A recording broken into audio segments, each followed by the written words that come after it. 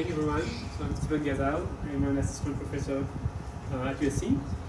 And so I'm super excited to be here at CGSI. It's my first CGSI. I've heard about it for years and I know it's happening. And so today I'm going to talk to you about what I've been studying since I started my lab at USC 3 years ago. So I will give you like an overview of what we've done. There will be like no equations or learning objective, right? Just giving you like intuition of what we're working on. And so what we work on is this concept of going from polygenic signal of GWAS to variant function.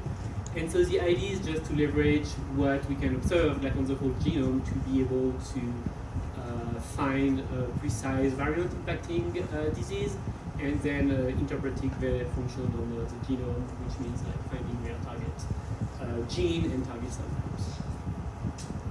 Okay, so as you know now, GWAS has been extremely successful these last years, and they have demonstrated that human complex trait and disease are highly polygenic, which means that there's like hundreds and potentially thousands of independent variants impacting our risk to develop disease. So here I've plotted you like a Manhattan plot of schizophrenia GWAS. I really like this GWAS because it's like the first GWAS with like more than 100,000 cases and controls, and it's one of the first GWAS with more than 100 independent causal variants.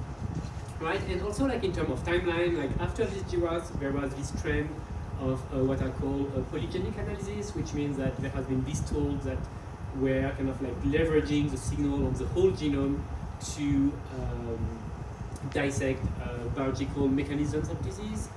So one type of analysis that was done was looking at the fraction of variants in coding region, explaining the heritability of the disease. And so these studies show that it was less than 10%, which was at that time like a surprising result. An exciting result though was that signal, the polygenic signal was concentrated in non-coding regions that are active in cell types relevant to the disease, right? For example, for schizophrenia, GWAS hits are enriched in regions of the genome that are active in brain. For autoimmune disease, it's going to be like in immune regions, and so on. So now, when we look at the variant size, as we said, like as it was shown like the previous talk, like the GWAS has highlighted a lot of associated variants. So we have now more than 500,000 associations reported in the GWAS catalog. But on the other side, we have been like pretty bad at identifying the causal variants and identifying the mechanisms behind those signals. Here's just an example of the reviews that in 2018, so it dates a little bit, it was 5 years ago, but I think like the trend is still the same, like there are like few GWAS hits for which we identified the precise mechanism. And so this huge gap has, it's kind of like a central problem in genomics right now, and it has motivated like a lot of research projects such as the IGBF consortium, which is like an NHGRI project that founded like a lot of labs just to better understand the function of these variants identified by GWAS. And so why is it so complicated to go from a GWAS hit to identify its function? So the first issue is to identify the causal variant. So here it's like a figure from like the famous like Locusum paper that show like a GWAS region that shows that in a given region you're going to have a lot of variants associated with the traits just because of linkage equilibrium, which is a correlation between adjacent variants. And you will see that these variants in hierarchy with each other, they can span multiple genes.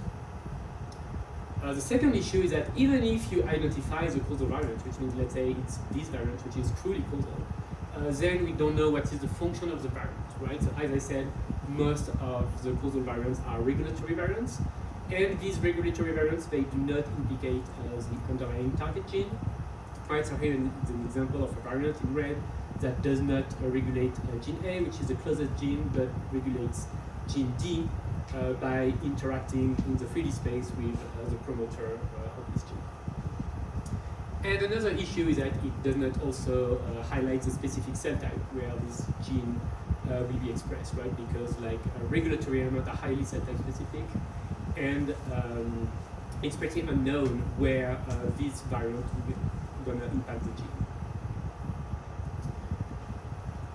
So based on this observation, there has been like more and more functional data sets that were generated to prioritize variants and genes. So here I'm like highlighting one of famous example in the GWAS world, which is like the example of the FTO locus.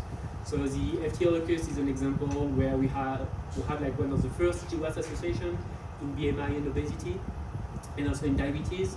And we had like this highly associated variant in the intron of the gene FTO. And so what this paper shown using epigenetic data, it was able to identify the causal variant. And then by using different functional assays, such as high-C data that kind of give you like an idea of the 3D structure of the genome, and expression data, it was able to show that these variants was impacting the expression of two genes, RX3 and RX5, which were like more than 1 megabase away, by showing that these variants interact with the promoter of the two genes and impact the expression of the two genes. And so I kind of like this example because it highlights pretty well what is the problem in GWAS, right? Identifying the causal variant and interpreting the function. But it also shows some kind of like a possible solution, which is just aggregating a lot of functional data, such as epigenetic data, to identify causal variant, and high-C and EQTL to identify the causal gene.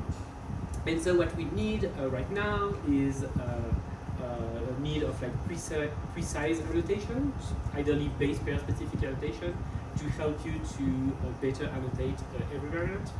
And we need for method making sense of all the sources to be able to kind of like automate these kind of analysis, right? So ideally what you want to do is just give like all your functional data and your GWAS results to some kind of like methods, and it outputs you ideally like causal variants, target gene, and target cell types. So the kind of approach that we have in my lab is that, let's say you have a GWAS, it's like there's like two steps. The first one is you kind of like leverage the polygenic signal that you observe on like every variant genome-wide, and then using that as priors, you are able to identify a variant mechanism, which is like, for example, in the case of this locus, finding independent causal variants and target gene and cell types. And so I'll divide my talk in 3 different parts that correspond to 3 different projects. The first one is like method to identify the causal variant. Second one to identify the target gene. And the third one, identifying the target cell type, every time for like a given variant, but with the idea of like learning things generally. And so before digging into that, I want to quickly introduce a method that is used in all the projects that is called stratified discovery regression. So stratified discovery regression, or SLDSE, it's kind of like a state-of-the-art method to investigate the partition the heritability of GWAS, so it means just trying to be able to understand what is a fraction of heritability explained by some subset of SNPs. And so this method takes as an input GWAS summary statistics, so just the p-value of every variant you have, some kind of reference panel that is sequenced so that you can measure LD between all of the variants, the ones that were genotype and present in the GWAS, but also the ones that were missed by the GWAS, and a bunch of functional annotation. And as it outputs, it's giving you those kind of like results that I showed you in the introduction, and more precisely, the one that I'm really interested about is like the heritability enrichment of a given annotation, which represents the fraction of heritability explained by SNP in an annotation divided by the fraction of SNPs in an annotation. Right? So for example, let's say coding variants, which represent around 1% of variants in the genome, may explain 10% of the heritability, so they will have an enrichment of 10. Right? And so the idea of my lab is just to run this type of method on a lot of GWAS and in some scenarios meta-analyze results across traits. So like a lot of the results I will show you will be meta-analysis performed on 63 independent GWAS with an average sample size greater than 300,000. Okay, so now let's jump into the first part of my talk, which is trying to better identify causal variant by leveraging base pair, mammalian, and primate constraints. So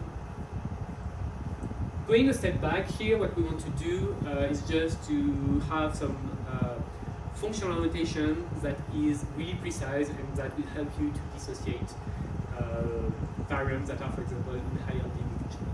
Right? And so a possible way of doing that is just to leverage constraints. So what is constraint? Constraint is a type of a metric where you compare the reference genome of multiple species. And so the idea is that if you observe some position of the genome that have the exact same reference allele, right, it means that this position is really important, right, because kind of like selection forbids new mutation to happen here and to be maintained in the population, right? And so the advantage of constraint is that it requires like small data set, right? Only one species, one individual per species, and there's not a lot of species, so it's like an order of magnitude of 100 of species, which is kind of like pretty low in terms of data, right? In the current world, where we have like hundreds of like thousands of data. It's interesting because a constraint position can have like a variant happening in humans at a constraint position can become frequent, in the human population, right? So it's not because it's like that in this graph that there's no polymorphism in human. Like 1.5% of common human variants are estimated to be constrained across all the species. Constraint can be base pair specific and is not subject to LD, which means that there's like millions of years of like recombination and evolution, which kind of like break LD pattern between adjacent SNP. And one really good advantage, especially to analyze non-coding regions, is that it's agnostic to cell type, right? It's only genome, so it means we don't need to generate data in tons of tissues and cell types to understand, just to predict the pathogenicity of regulatory variants. And so I'm part of a consortium called the Zoonomia Consortium, where we had access to the sequence of 240 species, including 43 mammals. And so it gave us like the power to obtain for the first time base pair constraint resolution in mammal, right? Which means that we are able to give us an independent score for each base pair of the genome. And so we decided to kind of like investigate how informative was this information for human disease and complex traits. And so here are some heritability analysis, meta-analyzed across a lot of traits.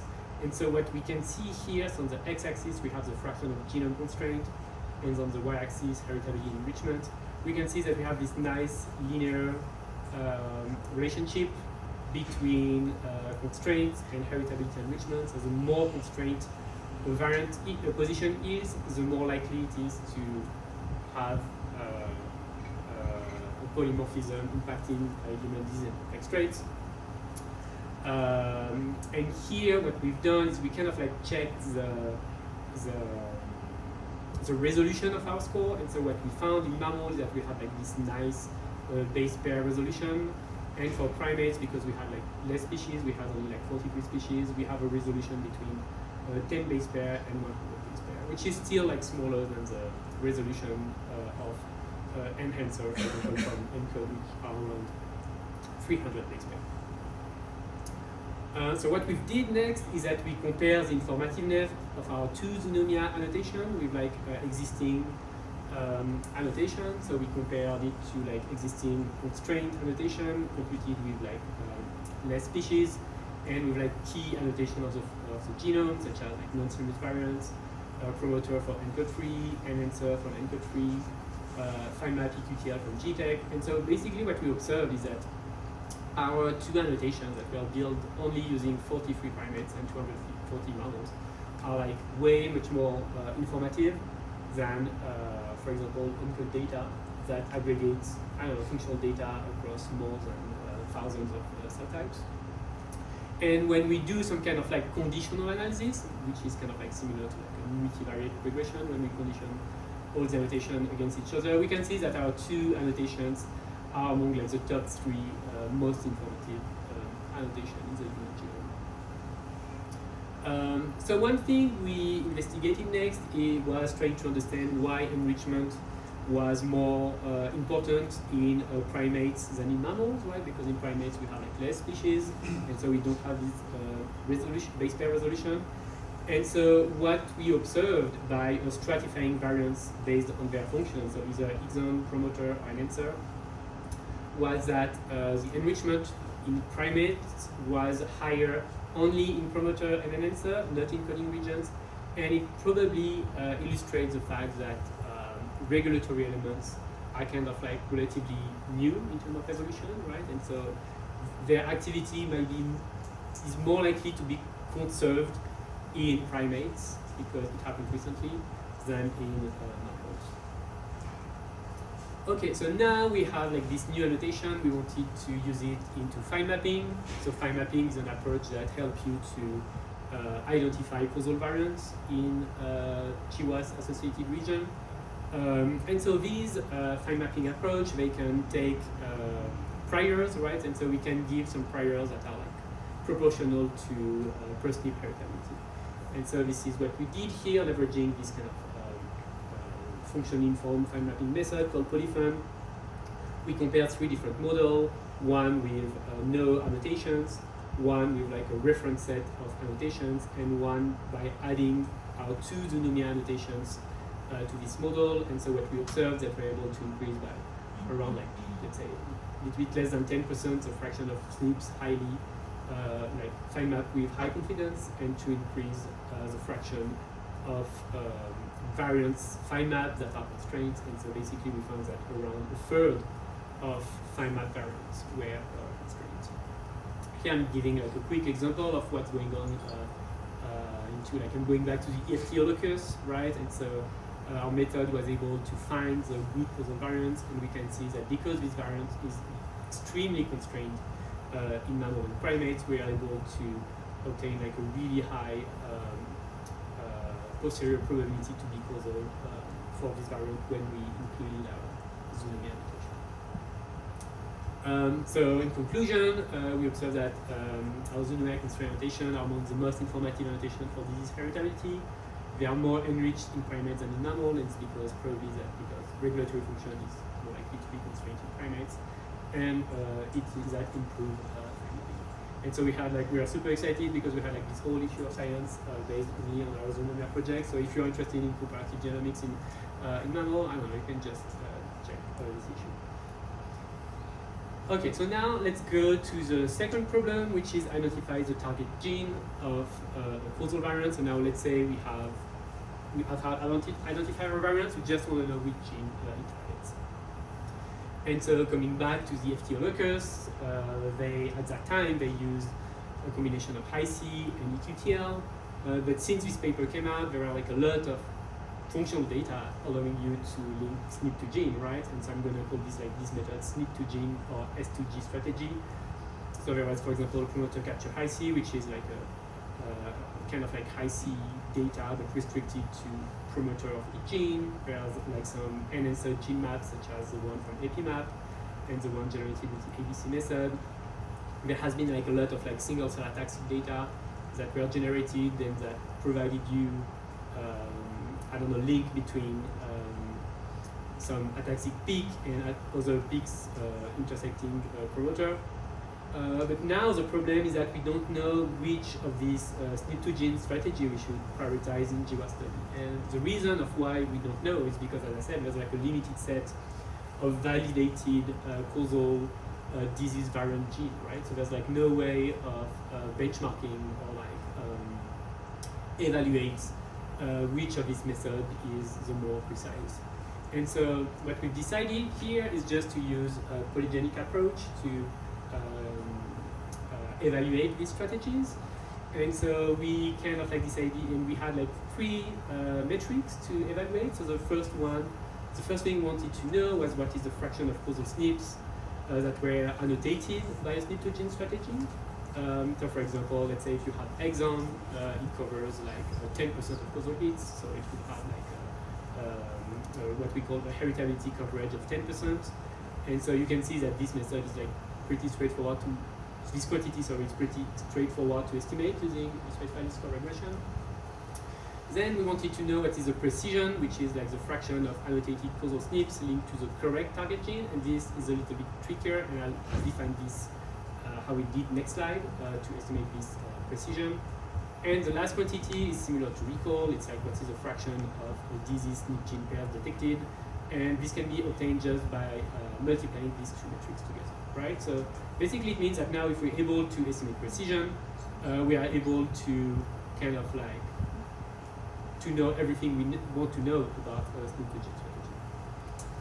And so to estimate precision, we again use polygenic approach, and our hypothesis here is that if we focus on this example here, it's just to make the hypothesis that if you have a variant with a high effect, this variant is more likely to be linked to a gene that you know is critical for the disease compared to a gene that is not, right? So for example, let's say that this is a variant with high effect in schizophrenia, and you know that gene A is expressed in brain and gene B is not. Then you're gonna give like more confidence to a strategy that link this SNP to gene A compared to a strategy that link this SNP to the two genes, and compared to a strategy that link this SNP to a gene that is not in the critical gene set, right? And so if you generalize this intuition genome-wide, you have the intuition that precision is a function of the heritability explained by SNP linked to all critical genes divided by the heritability explained by SNPs linked to all genes. Can I ask? Yes. Critical genes are gene sets that are in the tissue that you know that is of interest, or how do you define?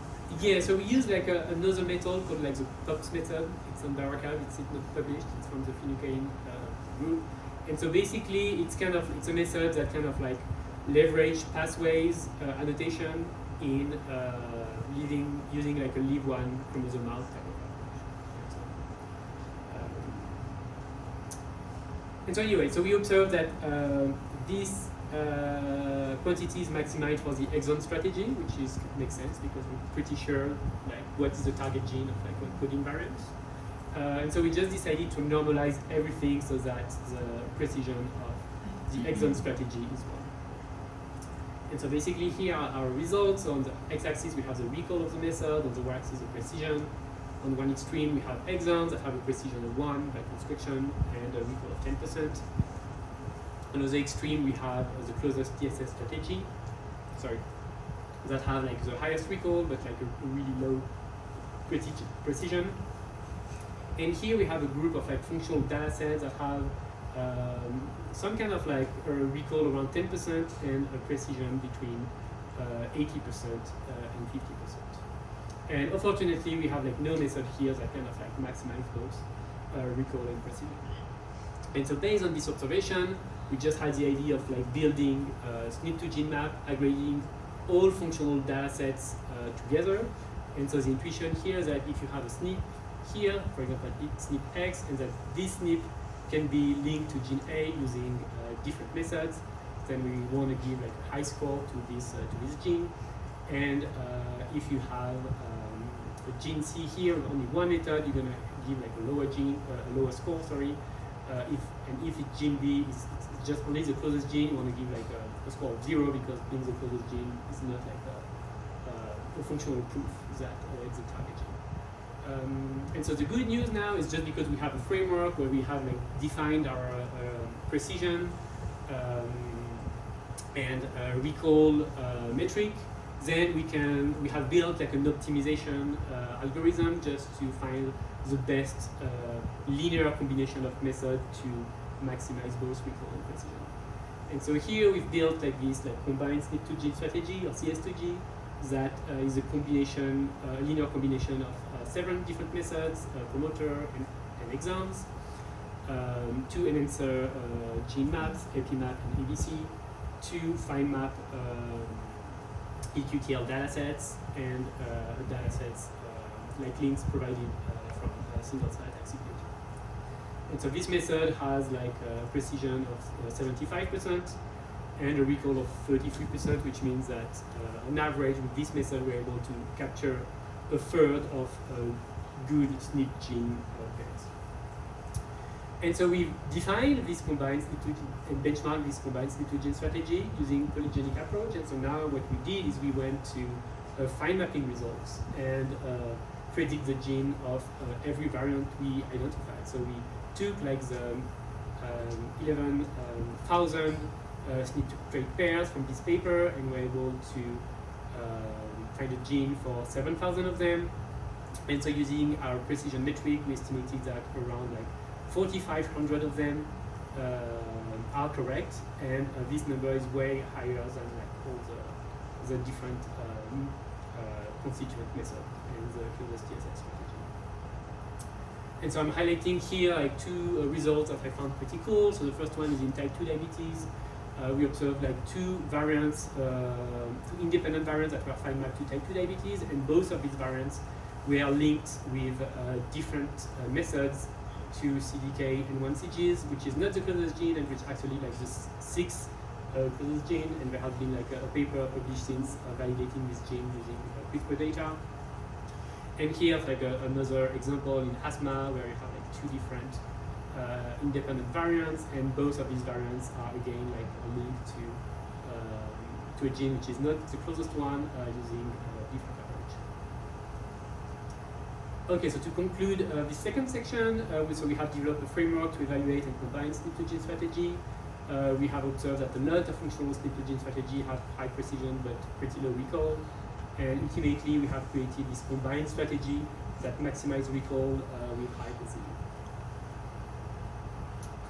And so now I just want to talk briefly about an ongoing project led by postdoc Artem Kim on identifying the target cell type of a causal variant.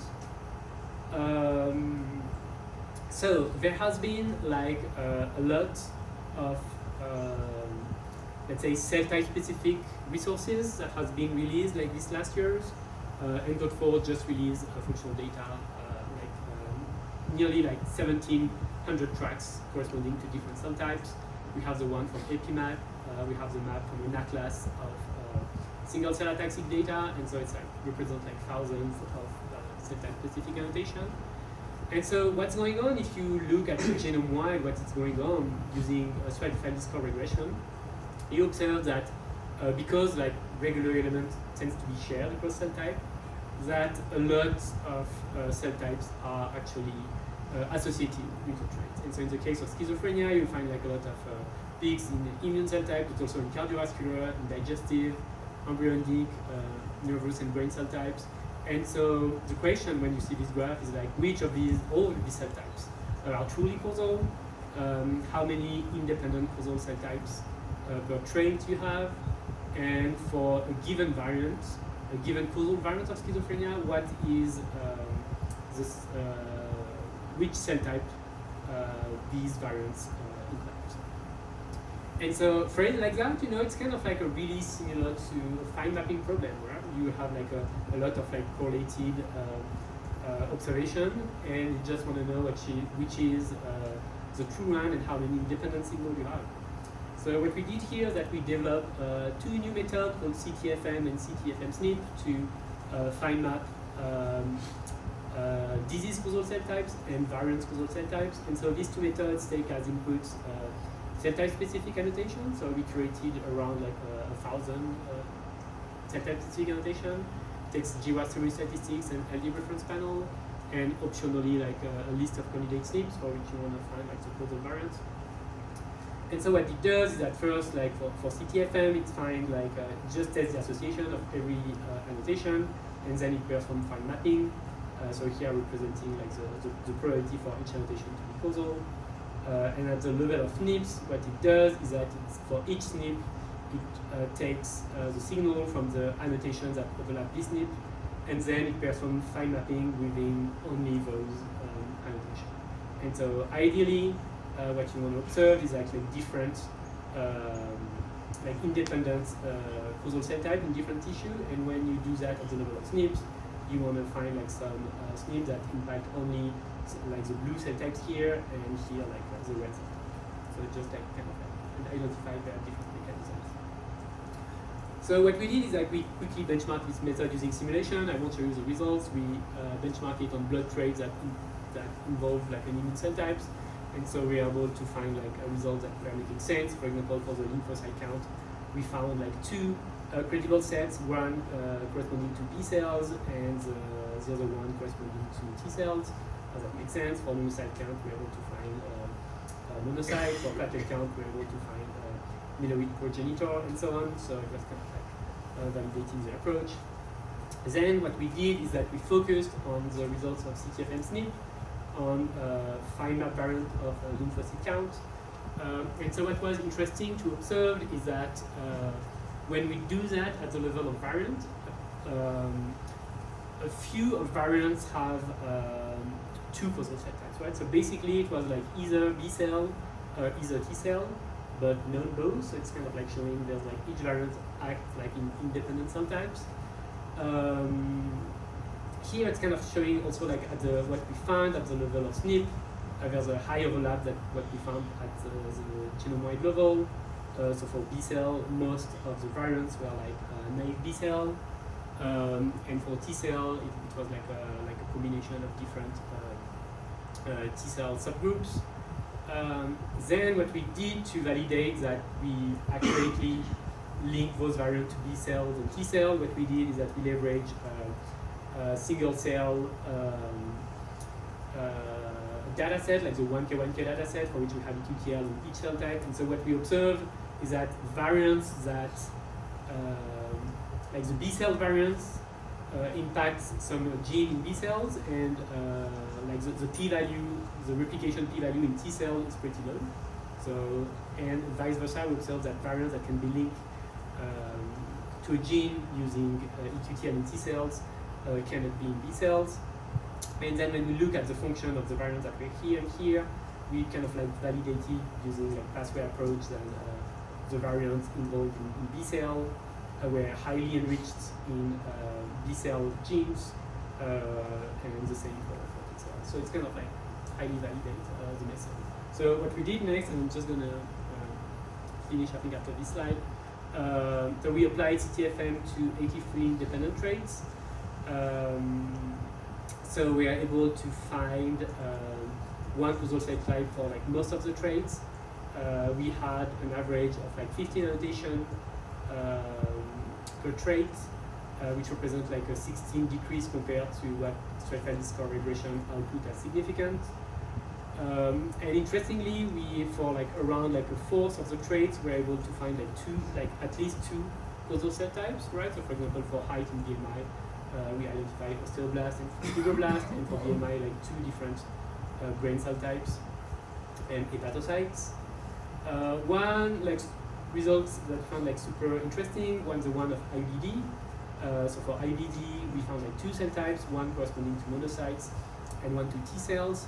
And so what was interesting is that when we go back to the GWAS of Crohn's disease and ulcerative colitis, so IBD is like the union of these two traits, we're able to find that CTFM identified only like a monocyte cell type as causal, which corresponds to this one, and only T cells for UC.